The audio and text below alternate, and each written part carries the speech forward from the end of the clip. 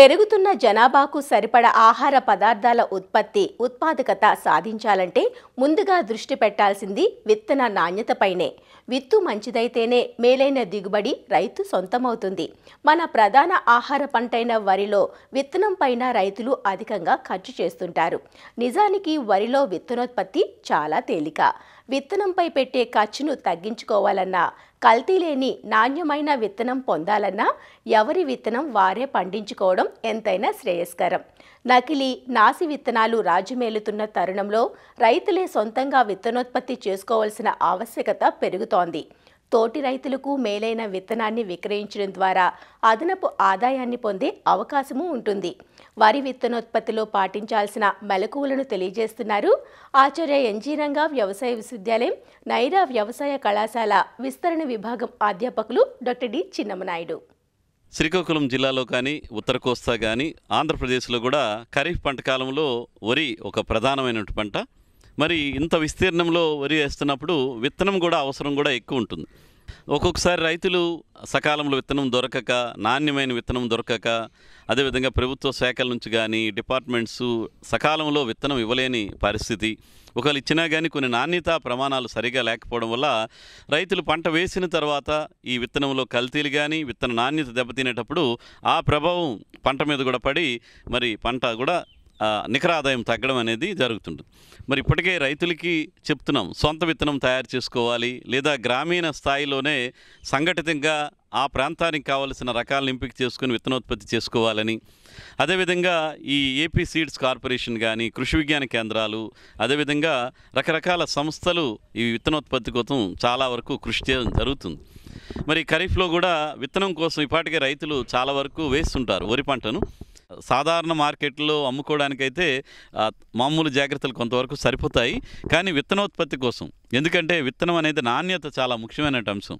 ఎందుకంటే ఈ విత్తనాన్ని ఇంకొక రైతులకి ఏపీ సీడ్స్ కానీ, లేదా విశ్వవిద్యాలయాలు కానీ, లేకపోతే డిపార్ట్మెంట్స్ కానీ వేరే రైతులకి అమ్ముతారు. కాబట్టి నాణ్యమైన విత్తనం కనుక రైతులకు అందించాలనుకుంటే రైతు సోదరులు ఈ ఖరీఫ్ కాలంలో కూడా కొన్ని ముఖ్యమైనటువంటి యాజమాన్య పద్ధతులు పాటించాల్సిన అవసరం ఉంటుంది. కాబట్టి ఈ సమయంలో ఏంటంటే ముఖ్య గమనిక ఏంటంటే కేలీలు ఏరివేయడం అనేది తప్పనిసరిగా చేయాలి. రైతులు సులువుగానే గమనించగలుగుతారు. కాబట్టి ఎలాంటి తేడాలు ఉన్నా కానీ వేసిన రకము తాలూకు లక్షణాలు కాకుండా వేరే రకం లక్షణాలున్న మొక్కలు ఏవైనా ఒక 2% నుంచి 10% వరకు ఉండొచ్చు. ఏ రకం సీడ్ ఉత్పత్తి చేసినా కానీ ఈ కేలీలు ఏరివేత అనేది చాలా ముఖ్యమైనటువంటి అంశంగా రైతులు గమనించి ఈ దశలో చిరుపొట్ట దశ, పూత దశ, గింజ నిండుతున్న దశ కేలీలు కనుక ఏరివేస్తే మనకు నాణ్యమైనటువంటి స్వచ్ఛమైనటువంటి విత్తనాన్ని ఇతర రైతులకు అందించేటువంటి పరిస్థితులు ఉంటాయి. కాబట్టి కేలీలు ఏరివేత అనేది చాలా ముఖ్యమైన అంశంగా రైతులు గమనించాలి. ఇంకొక అంశం ఏంటంటే మనం విత్తనం కోసం చేసిన ఎక్కువ దిగుబడి రావాలి అంటే గింజ నాణ్యత ఉండాలి, గింజ బరువు బాగా ఉండాలంటే ఈ చిరుపొట్ట దశలో చేసేటువంటి ఎరువుల యాజమాన్యం చాలా ముఖ్యమైనటువంటి అంశం. మామూలుగా దుబ్బు తయారవడానికి ముందు దశలో డిఏపి, యూరియా వేసుంటారు. కానీ ఈ చిరుపొట్ట దశలో గింజ నాణ్యత పెరగాలి, రంగు బాగా ఉండాలంటే పొటాష్ తాలూకు ఆవశ్యకత చాలా ఎక్కువగా ఉంటుంది. కాబట్టి చిరుపొట్ట దశలో నత్రజని సిఫార్సు చేసిన మేరకు రకాన్ని బట్టి 30 నుంచి 40 కేజీలు నత్రజని, తప్పనిసరిగా పొటాష్ ఒక ఎకరానికి 20 నుంచి 25 కేజీలు వేయాల్సిన అవసరం ఉంటుంది. ఎక్కడైనా కొంచెం పొటాష్ లోపం ఉన్నటువంటి భూములు కానీ, లేదా మీకు పంట చూసేసరికి కింద ఆకులు పండుబారిపోవడం, అంచులు ఎండిపోతున్నట్టు ఉండడం, చిగురులు మాడినట్టు ఉందంటే ఆ పొలాలు పొటాష్ తక్కువగా ఉందని గమనించి మీరు 25 కేజీల వరకు కూడా ఎకరానికి ఈ పొటాష్ ఎరువును చిరుపొట్ట దశలో తప్పనిసరిగా వేసుకుంటే మీకు గింజ బరువు, నాణ్యత, స్వచ్ఛత అన్నీ కూడా పెరుగుతాయి. కాబట్టి ఇది ఎరువుల యాజమాన్యానికి సంబంధించిన జాగ్రత్తగా రైతులు గమనించాలి. ఇకపోతే నీటి యాజమాన్యం కూడా చాలా ముఖ్యమైన అంశం. చాలా దగ్గరలో ఏంటంటే రైతులు విత్తనానికి ఎంపిక చేసుకున్న పొలాలు నీటి సదుపాయం బాగుండే దగ్గర చేస్తుంటారు. కానీ ఒక్కొక్కసారి నీరు ఎక్కువగా నిలబడడం, లేదా ఒక్కోసారి వాతావరణ పరిస్థితులు బాగులేక కానీ కాలువలకు నీరు లేకపోతే బెట్ట పరిస్థితులు వస్తాయి. కాబట్టి అలాంటి సమయంలో తప్పనిసరిగా జీవతడులు లేదా ఉన్నటువంటి నీరు మీకు ఎంతవరకు అవకాశం నీరు ఉంటుందో ముందు విత్తనోత్పత్తి చేసినటువంటి పొలాలకి నీరు ఇవ్వాల్సినటువంటి అవసరం ఉంటుంది. అంటే ఎట్టి పరిస్థితుల్లో కూడా వెన్ను బయటికి వచ్చిన దగ్గర నుంచి నిండే వరకు ఎట్టి పరిస్థితుల్లో కూడా నీటి ఎద్దడికి గురి కాకుండా చూసుకోవాలి.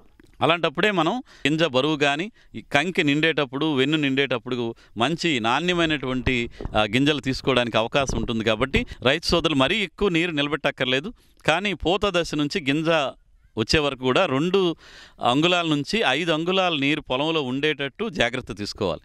అదేవిధంగా గింజ తాలూకా నాణ్యత చాలా ముఖ్యం. ఎందుకంటే విత్తనం కోసం ఇస్తున్నాం కాబట్టి చీడపీడలు ఆశించినటువంటి విత్తనాన్నే రైతు సోదరులకు అందించాలి. కాబట్టి ఈ పూత దశలో వచ్చేటువంటి ప్రత్యేకంగా తెగుళ్ళు వస్తుంటాయి. ఎక్కువగా పొడ తెగులు, అలాగే మెడవిరుపు తెగులు వచ్చేటువంటి అవకాశం ఉంటుంది.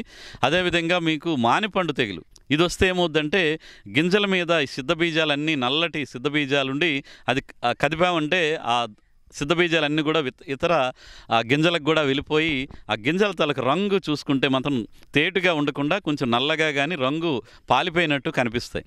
కాబట్టి ఈ మానిపండు తెగులు వచ్చేటువంటి అవకాశం ఖరీఫ్లో చేసినటువంటి విత్తనోత్పత్తిలో సర్వసాధారణంగా వస్తుంటుంది.